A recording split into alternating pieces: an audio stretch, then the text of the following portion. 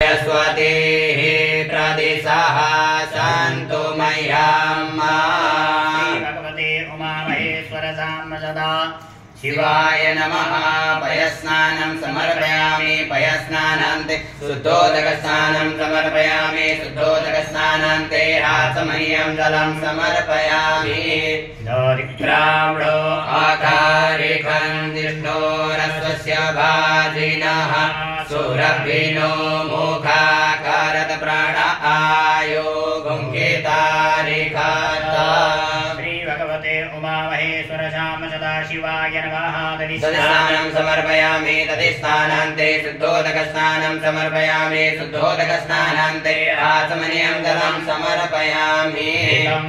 वीक्षे घृतमस्य जोने घृते घृतो घृतमस्य राम अरुपधामा वाहमादाय स्वस्वाहा कृतं रेखावक्षि हव्याम्।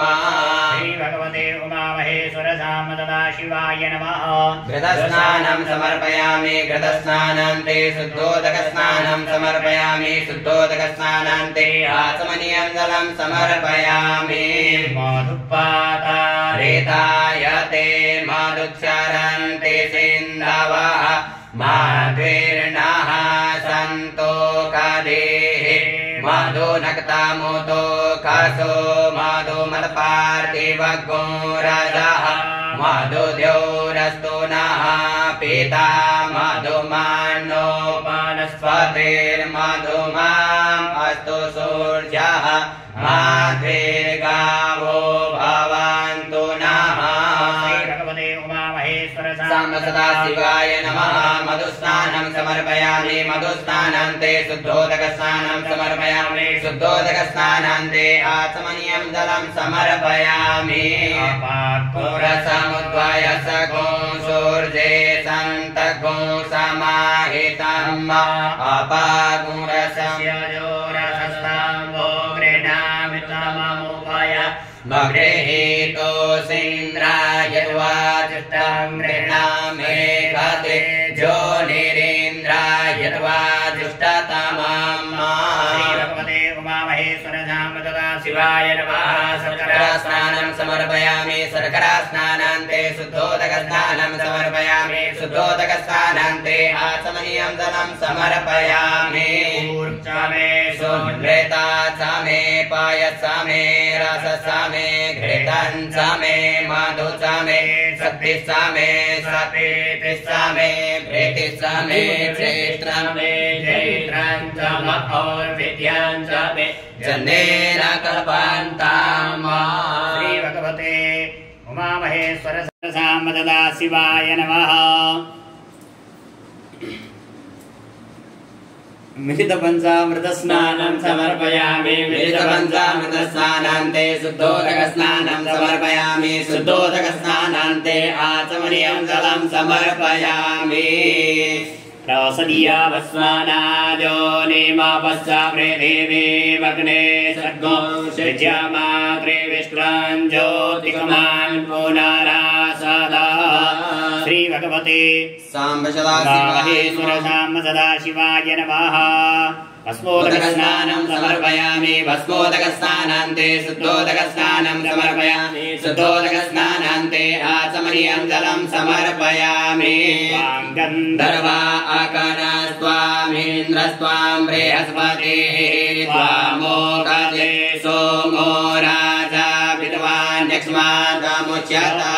श्री भगवते उमामहेश्वर साम्बदा शिवाय नमः। गन्धोदकस्नानं समर्पयामि। गन्धोदकस्नानान्ते शुद्धोदकस्नानं समर्पयामि। शुद्धोदकस्नानान्ते आचमनीयं जलं समर्पयामि। धनुः कपर्दिनो वृषल्यो बाणवाम् उत अनेसन्नस्य जायिकव आभुरस्य निखङ्गधीः। भगवते उमामहेश्वर साम्बदा शिवाय नमः। अंगोदकस्नानं समर्पयामि। विजयोदकस्नानान्ते शुद्धोदकस्नानं समर्पयामि। शुद्धोदकस्नानान्ते आचमनीयं जलं समर्पयामि।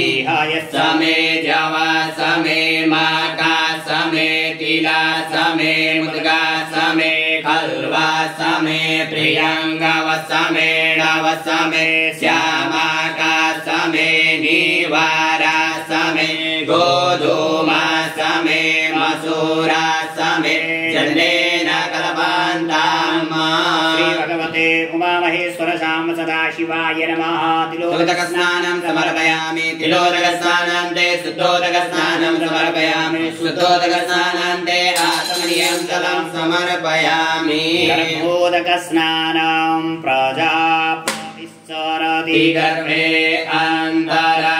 अन्तरजायमानो बहुधा विजायते तस्य योनिं परिपश्यन्ति धीरास्तस्मिन् हतस्तुर्भुवनानि विश्वा भगवते उमामहेश्वर सदाशिवाय नमः गर्भोदकस्नानं समर्पयामि गर्भोदकस्नानान्ते शुद्धोदकस्नानं समर्पयामि शुद्धोदकस्नानान्ते आत्मनीयं जलं समर्पयामि श्रीश्चते लक्ष्मी सपत्न्या बहोरात्रे पार्श्वे नक्षत्राणि रूपमस्मिनो व्यातम् इष्टान्निकाण मुम्महिकाण सर्वलोकं महिकाण श्री भगवते उमामहेश्वर शाम सदाशिवाय नमः पुष्पोदकस्नानं समर्पयामि पुष्पोदकस्नानान्ते शुद्धोदकस्नानं समर्पयामि शुद्धोदकस्नानान्ते आत्मनीयं जलं समर्पयामि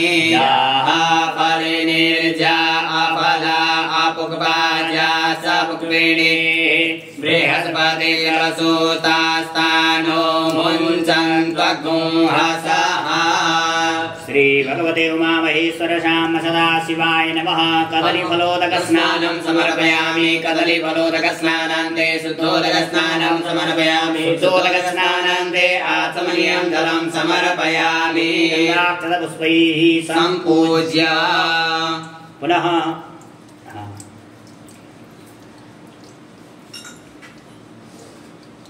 महाभिषेक ओम नमः शंभवाय च मयोभवाय च नमः शंकराय च महेश्वराय च नमः शिवाय च शिवतराय च ओम नमस्ते रुद्रमन्यबोधोदैकमे नमः बाहुव्यामुदते नमः जातिर्गतिवादनोरघोरा पापकाशिनी दयानस्तन्वा सन्तमया गिरिसन्ता विजागते हे जामि ओङ्गिरिसन्तहस्ते विवर्गतवे शिवाङ्गिरिदतां कुरु माहि पुंसेः कुरुकञ्जगता शिवेन वचसा त्वा गिरिसात्सा वदामसि यथा सर्वविजगदस्मगो सुमना असता अध्यवोचरदिवक्ता प्रथमो दैव्यो विकाका अहिंस सर्वाञ्जं वयं सर्वाचरातुरान्यो धराचिः परासुव असोजसाम्रो अरुणौ तव बृहो सुमङ्गलः चेचैनको रुद्रा अवितो त्रिसुरिताः सहस्रसो वैखागो हेडयीमहे असौजो वसपतिनीलग्रीवो विलोहितः उदैनाङ्गोपादृशन्नदृशन्नुतः जः श्रेष्ठो मिडयातिनः नमोऽस्तु नीलग्रीवाय सहस्राक्षाय मीलुगे अतोजे असयत्वानो हन्तेभ्यो करन्नवः प्रमुञ्चतन्वस्तमवयोरात्योर्जाम्माज्यास्तते हस्तैकवः पराता भगवो बभा विचन्दनो कवर्दिनो विशल्यो बाढवामुदानिसन्नसदायिकवः पुरशलिकङ्गतिः जातेः तिरमेरुटमास्ते बभूवते धनोदयास्मान् परिभुजा परिते धन्वनो हेतिरस्मान् विडतमिसतः अतोदैकृतवारे अस्मन्निदे धम्मा अवतरदनुटकुं सहस्राचरते कुते निःशेषशल्यानामुखासिवो न सुमना भवानपतायुधायाना तदाय ऋणवे उपाभ्यामुदधे नमो बाहुयन्तवधन्वने मानो महान्तमतमानो रकं मानौ क्षन्तमतमानौ क्षलं मानो वरेः त्रिधर्मोतमातरं मानः प्रियास्मरोदरीरिकः मानस्तो केतनये मान आयुकिमानो गोकुमानो श्रीकुरीरिकः मानो वीरानन्दभामिनो वदीर्हविमन्तः समित्वा हवामहे नमः शम्भवाय च मयो भवाय च नमः शङ्कराय च महेश्वराय च नमः शिवाय च शिवतराय च नमोऽस्तु रुद्रेभ्यो जयते चरिताम्बरिकविकवः तेभ्यो दश प्राच्ये दश दक्षिणातः प्रतीचे दशो दीचे दशो द्वाः तेभ्यो नमोऽस्तु तेनो वन्तु तेनो मृणयन्तु ते जन्निको जसनो देशितमे काञ्चन्मे तन्मः नमोऽस्तु रुद्रेभ्यो जयन्तरिचे कान्दादैकवः तेभ्यो दश प्राच्ये दश दक्षिणातः प्रतीचे दशो दीचे दशो द्वाः तेभ्यो नमोऽस्तु तेनो वन्तु तेनो मृणयन्तु ते जन्निको जसनो देशितमे काञ्चन्मे तन्मः नमोऽस्तु रुद्रेभ्यो जयन्तरिचे कामन्नविकवः तेभ्यो दश प्राच्ये चेतसदहिनाथः प्रतीचेतसो देचेतसोदाभ्यो नमोऽस्तु नो वन्तु ते नो मृणयन्तु ते जन्मिको रसनो वैष्टितमेकाञ्जन्मे तन्मः यजामहे सुगन्धिं पुष्टिवर्धनं उर्वारुकमिव वन्दनां मृत्योर्मुक्षीयमामृतात्मा त्र्यम्बकं यजामहे सुगन्धिं पतिवेदनं उर्वारुकमिव वन्दनां मृत्योर्मुक्षीयमामुतः देवता पादो देवता सूर्यो देवता चन्द्रमा देवता वसुभो देवता रुद्रा देवता देवता वरुणो देवता विश्वे देवा देवता बृहस्पतिर्देवतेन्द्रो देवता वरुणो देवता महाकृष्णैरसा वर्तमानो निवेशयन्नमृतं मर्त्यं च हिरण्येन सवितारथेन देवो जाति भुवनानि पश्यन् इमं देवा असवत्नगो सुवर्तं महते चित्राय महते ज्येष्ठाय महते जानराजाय इन्द्रसेन्द्रियाय इमं मुख्यपुत्रममुखे पुत्रमसे विषये कवोमि राजा सोमस्माकं ब्राह्मणानां गुणराजा निर्मूर्धादिवः कृतते पृथिव्या अयं अपाकुरेता गुंसिन्वति पुत्रस्वामे प्रतिजाग्रहीतं पूर्ते सगुं सृजेतामयं चास्मिन् जगते अतुलस्मिन् विश्वे देवा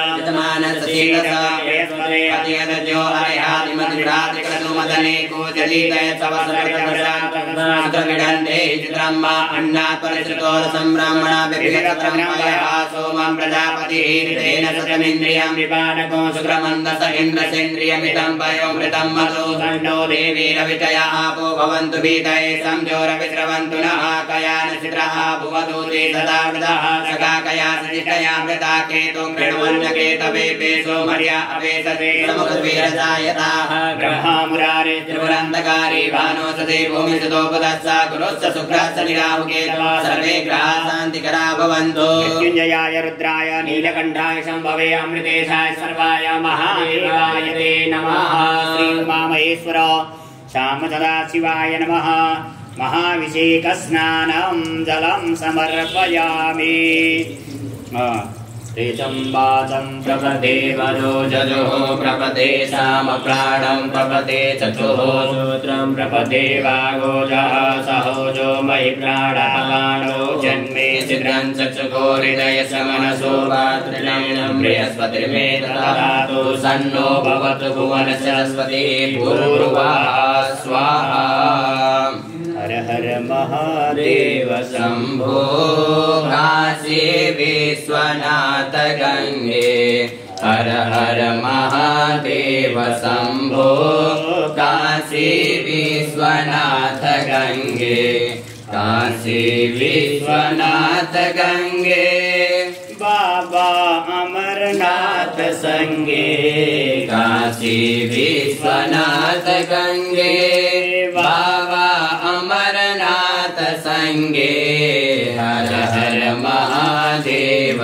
शंभो काशी विश्वनाथ गंगे हर हर महादेव शंभो काशी विश्वनाथ गंगे काशी विश्वनाथ गंगे बाबा रामेश्वर संगे काशी विश्वनाथ गंगे बाबा रामेश्वर संगे हर हर महादेव शंभो काशी विश्वनाथ गंगे हर हर महादेव शंभो काशी विश्वनाथ गंगे काशी विश्वनाथ गंगे बाबा वैद्यनाथ संगे काशी विश्वनाथ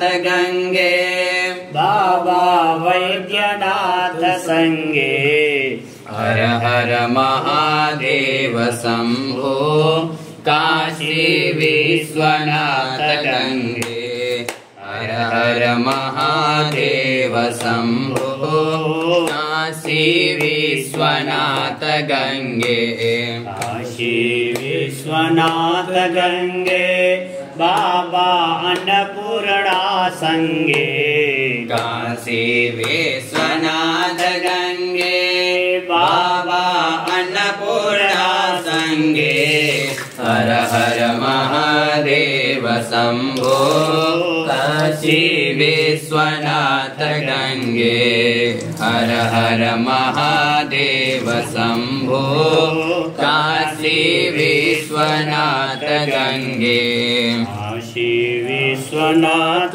गंगे बाबा विशालाक्षी संगे काशी विश्वनाथ गंगे बाबा विशालाक्षी संगे हर हर महादेव शंभो काशी विश्वनाथ गंगे हर हर महादेव शंभो काशी विश्वनाथ गंगे त्र्यंबकं यजामहे सुगंधिं पुष्टिवर्धनम् उर्वारुकमिव वन्दनान् मृत्योर्मुक्षीयमामृतात्। श्री भगवते